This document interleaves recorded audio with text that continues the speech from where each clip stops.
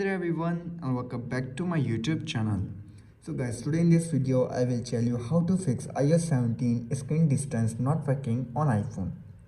Screen distance is added in iOS 17 to protect people from being myopia due to close distance between device and their eyes. Recently, people who updated to iOS 17 said the screen distance alert did not show up when they placed their face closer to the screen, even closer than 12 inches, or the screen distance just worked randomly. So in this video, I will tell you how to fix this. Our solution number one is reset the Face ID.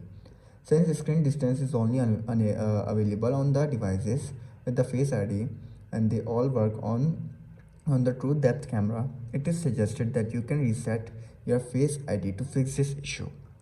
To do this, you have to simply open your settings, then scroll down and then tap on Face ID and passcode. Enter your passcode. Currently, I haven't set up my Face ID. You will see your option reset the Face ID. Simply tap on it and reset it, and then set it again back. If this doesn't work, then you have to restart your iPhone.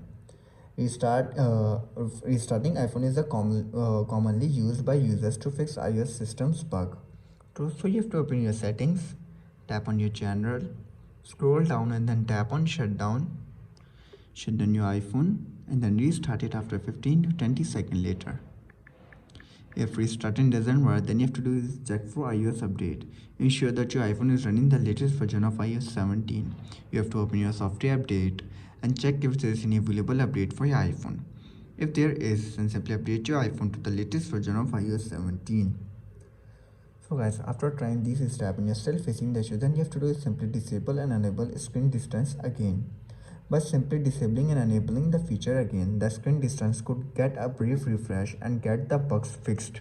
So you have to go back and simply tap on screen time. You can see your option screen distance. Simply tap on it, tap on continue, again tap on continue, enable it, disable it and enable it back. So guys, after trying these all steps and you're still facing the issue, then I will suggest you to do reset all settings on your iPhone.